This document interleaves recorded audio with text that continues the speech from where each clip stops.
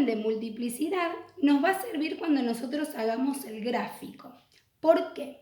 Porque si el orden de multiplicidad es par, la raíz en el gráfico va a rebotar el eje, o sea, va a tocar y va a bajar. Y si es impar, la función en esa raíz va a atravesar el eje, ¿sí? Ahora vamos a ver un ejemplo más concreto. Pero veamos antes conjunto de positividad y conjunto de negatividad. El conjunto de positividad de una función polinómica está formado por todos los valores del dominio para los cuales la función es positiva. ¿Qué quiere decir esto? Van a ser todos los valores que estén por encima del eje X. Y el conjunto de negatividad de una función polinómica está formado por todos los valores del dominio para los cuales la función es negativa. ¿Qué quiere decir? Todos los valores que estén por debajo del eje X. ¿Sí? Y acá yo dibujé una función, ¿sí? Hice el eje de coordenadas y grafiqué una función. Bien, veamos. Primero vamos a ver cuáles son las raíces.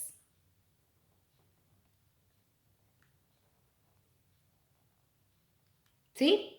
Acá las raíces, recuerden que las raíces son los puntos donde la función corta al eje X, ¿sí? Entonces, por lo que yo veo acá, menos 3 es una raíz.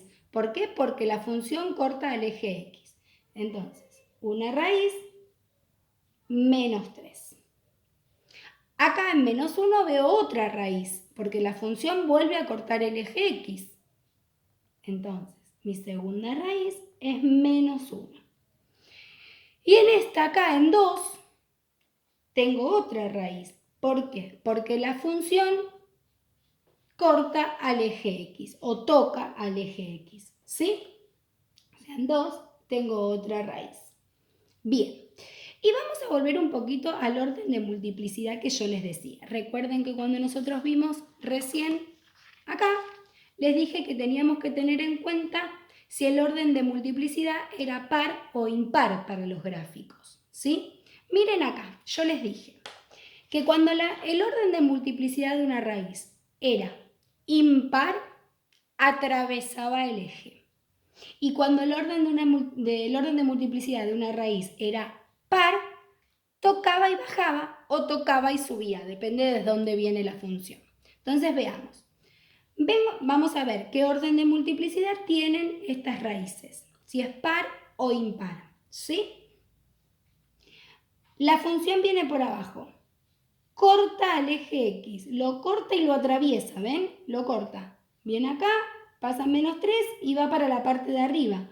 Por lo tanto, no es que lo toca y baja, sino que lo toca y sigue, o sea, lo atraviesa. Cuando la función atravesaba el eje X, quería decir que el orden de multiplicidad era impar. Entonces nosotros podemos decir que tiene de orden de multiplicidad impar. No sabemos qué número, pero sabemos que es impar, ¿sí? Puede ser 1, puede ser 3, puede ser 5. Eso lo vamos a averiguar después, pero nosotros lo que podemos sacar con el gráfico es lo siguiente. Como la función viene y atraviesa el eje en esta raíz, sabemos que tiene orden de multiplicidad impar. ¿Por qué? Porque atraviesa el eje, ¿sí? Sigamos el recorrido de la función. En menos 1 dijimos que teníamos otra raíz. ¿Será par o impar?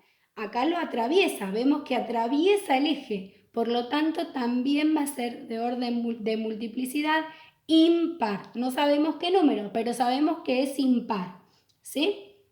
Viene todo por acá y llega al 2, que es otra raíz, pero no atraviesa el eje. Ven que lo toca y baja, o sea, como que rebota la función.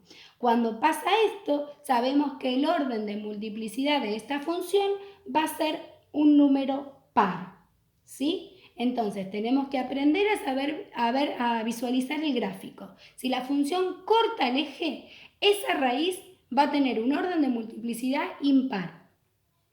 Y si toca y rebota, esa raíz va a tener un orden de multiplicidad par, ¿sí? Entonces podemos decir acá que el orden de multiplicidad de esta raíz es impar. ¿Por qué es impar? Porque atraviesa el eje, ¿sí? -1 va a tener orden de multiplicidad también impar. ¿Por qué? Porque el gráfico viene por arriba y lo atraviesa el eje. Y vamos a saber que 2, la raíz 2, tiene orden de multiplicidad par. ¿Por qué? Porque toca y rebota, ¿sí? En este caso toca y baja de nuevo. Si viniera de arriba tendría que tocar y subir, ¿sí? Pero bueno, esta es la diferencia entre una raíz de orden de multiplicidad par e impar. Lo podemos ver en el gráfico. Si atraviesa es de orden impar, si rebota es de orden par, ¿sí? Y ahora vamos a buscar el conjunto de positividad y el conjunto de negatividad. Esto ustedes ya lo vieron, pero vamos a repasarlo. Dijimos que positividad es toda la función que está por arriba del eje X.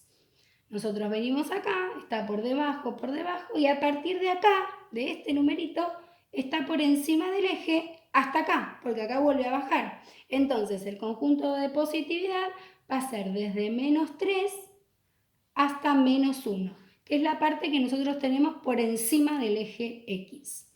Y el conjunto de negatividad, vamos a ver la función de nuevo. Viene por acá abajo, o sea que viene desde -infinito hasta -3. ¿Por qué? Porque después pasa a ser positiva. Entonces, desde -infinito hasta -3